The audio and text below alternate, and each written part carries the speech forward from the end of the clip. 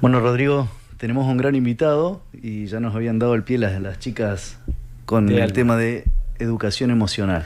Qué bárbaro el tema que estaban desarrollando las chicas asociado al acompañamiento de las personas con demencia, con trastornos cognitivos y sus familiares. Sí. ¿Cómo afecta ahí el qué podemos hacer y las emociones de uno con el otro ahí? Sí, sí, y con el otro que es un familiar que lo vemos, viste, totalmente vulnerable. Bueno, nos acompaña Fabián Contreras, coaching, pero especialista también en inteligencia emocional y desarrollo personal.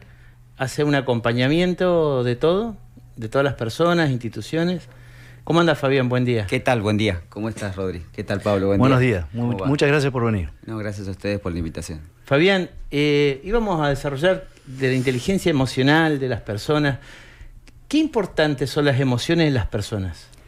Recién hablabas de estas chicas que hacen ese acompañamiento. Dijiste desde lo personal para con el resto, desde lo intrapersonal, ¿sí? y lo interpersonal, ¿sí? Con el resto de las personas. Las emociones nos acompañan en todo momento. Nos traen lo bueno y nos traen lo malo. Poder distinguirlas, poder hacernos cargo de ellas, poder gestionarlas, hace que de pronto nosotros podamos tener una mejor resolución en nuestras decisiones de la vida. Y en ellas está el miedo, la ira, está la alegría. Pues no son las emociones, no son sentimientos, son distintas. Las emociones son impulsos biológicos naturales, que son inconscientes, nos vienen de chipeadas en nosotros. Bien. Y eso es lo que hace que de pronto tengamos reacciones. Entiendo. En esas reacciones, muchas veces, si no sabemos gestionarlas, nos quedamos, ¿sí? Y pasan a ser momentos que no podemos controlarlas y son reactivas, ¿sí? ¿Esto tiene que ver con el entorno en el que está cada uno también? Sí, sin lugar a duda. El contexto siempre es como la parte que nos afecta. Somos afectivamente ligados a eso. Todo lo que en nosotros nos desencadena el entorno, las acciones, nos vemos reflejados en nuestra respuesta. Es cómo nos llega y cómo la enunciamos. Bien, y eso se puede ir trabajando. Claro que sí. No son innatas. Este trabajo, la educación emocional, se puede trabajar. Aproximadamente desde 1994, algunas instituciones, universidades en el mundo vienen desarrollando. Hace más de, creo que 20 años, hay especialistas, científicos que vienen haciendo hincapié en esto de las emociones. Y precisamente lo que nosotros vamos viendo es que se ha perdido la educación emocional. Bien. Y lo que se ha perdido es este lenguaje apropiado, donde al chico se le tiene que enseñar qué es el miedo, qué es la ira y a la misma vez cómo gestionarlas, ¿sí?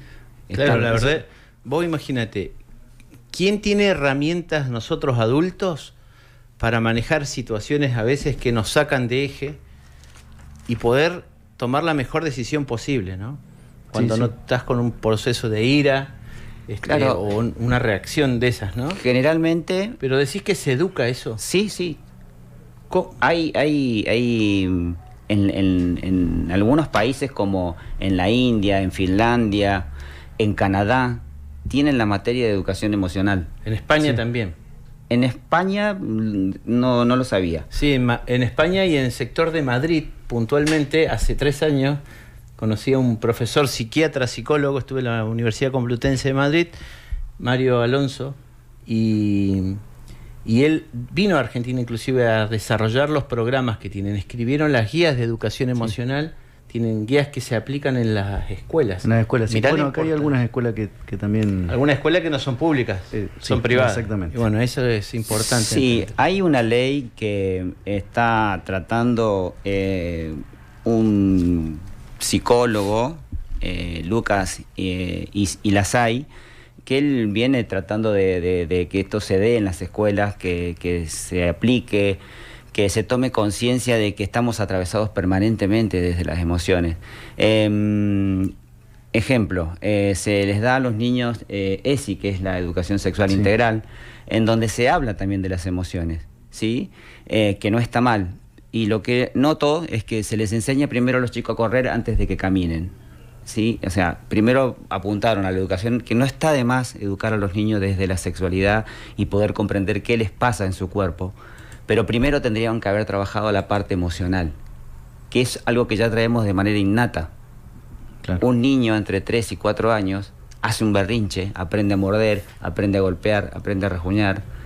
Sin embargo, no aprende a poder gestionar eso. Y eso desde la casa, desde la escuela, desde los centros educativos, se tiene que llevar a cabo, se tiene que desarrollar.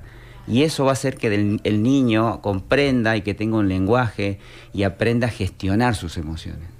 No a controlarlas, sino a gestionarlas, a darse cuenta. A darse cuenta, claro. Sí, y esto es importante que se tenga en cuenta en los centros educativos, en los consejos de educación, que se aplique, que se haga una ley y que se dé en cada aula vendría a ser desde el comienzo de clase, desde el nivel inicial. Claro, claro. Bien. Y ahí veo... Sí, que habría que llevarlo a todos los ámbitos, ¿no? Exactamente. Pensate que la mayor problemática que existe hasta hace 2 o 3 semanas atrás dentro de la educación ha sido la violencia que tenemos entre padres y docentes. Claro. Por eso ¿Qué sucede si esto se hubiese hecho con anticipación y se hubiese educado a esos padres y se hubiese llegado a un acuerdo? No habría violencia. Entonces, comenzar a trabajar con eso es muy importante, desde ese lugar, desde el lugar de poder enseñarle a los chicos, como papá, educarnos. Hay una resistencia a la ESI, a la educación sexual integral, tremenda. Y se cuestiona a los docentes que también no se capacitan.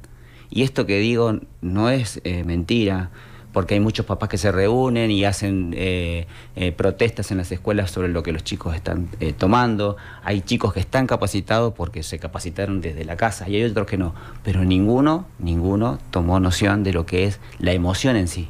Saber qué le pasa en su cuerpo, poder identificar qué es lo que le está aconteciendo, poder leer su cuerpo. Sí. ¿Y esto de la ley que vos nos comentabas recién, es a nivel nacional o es a nivel local? Es un proyecto de ley que está presentado, sin embargo... Hay un montón de leyes que no claro, salen de legislatura y todo eso, y luego viene la normativa de la ley, que es el ejercicio práctico de la ley. La realidad de las cosas es que hay un montón de leyes que no se aplican de esa forma porque no sale la norma. Sale la ley, pasan 5 años y no sale la norma, entonces no tiene sentido. Pero bueno, a nivel de diputados sacamos 12 leyes, 15 leyes, no está bien. Creo y tomo lo que dijiste, Fabián, de que hablamos de inteligencia emocional, educación emocional y salud emocional. ¿Por qué este es un programa de salud, Pablo? Entonces, ¿cómo importa, en qué impacta las vivencias y las emociones, que son negativas algunas o todas son positivas? Son 4, las que nosotros tenemos reconocidas son 5 o 6, ¿sí?, que son 4 negativas y 2 positivas. Sin embargo, se suma otra más, que es saber qué me pasa, que es lo intrapersonal, y lo interpersonal. A partir de lo que me pasa, saber también qué le pasa al otro. Poder comprender desde la teoría de la mente, interpretar qué te está pasando, Pablo, Rodrigo, desde cómo venís con tus intenciones. Entonces, desde ahí, que puedo tener esa capacidad para poder gestionarme, voy a ayudarte a gestionar, voy a ayudar a liderar ese momento que vos estás teniendo. Cuando vos pasas un momento de ira, de angustia, y no lo podés manejar, además de la expresión física reactiva, tenés una descarga, y acá va la cuestión de salud, de hormonas en todo tu sistema, con aumento del cortisol, aumento de la adrenalina, palpitaciones, contracción, hipertensión arterial reactiva. ¿Viste la famosa hipertensión emocional, pero en realidad hiperreactiva de la misma enfermedad misma, o del episodio? Eso, cuando se sostiene en el tiempo, genera un estrés y puede enfermarte. Es tal cual, o sea, está descrito. La importancia de esto es tal que en otros países le han dado tanta trascendencia que lo aplican a nivel institucional.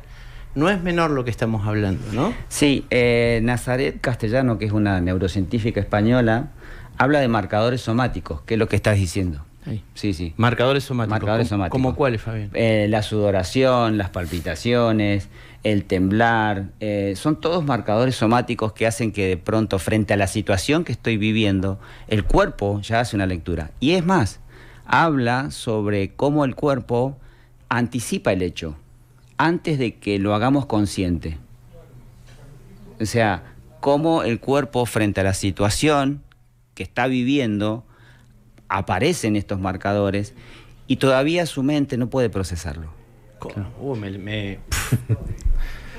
Me levantaste la barrera mental.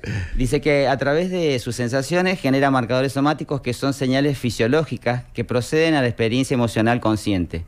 Estas señales pueden ser cambios en la respiración, en la tensión muscular, en la frecuencia cardíaca, entre otros. Claro.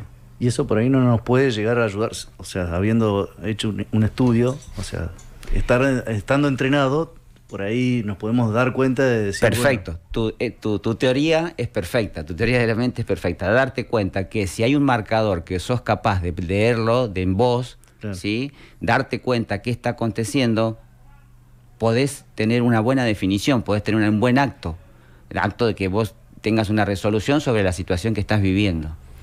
Genial.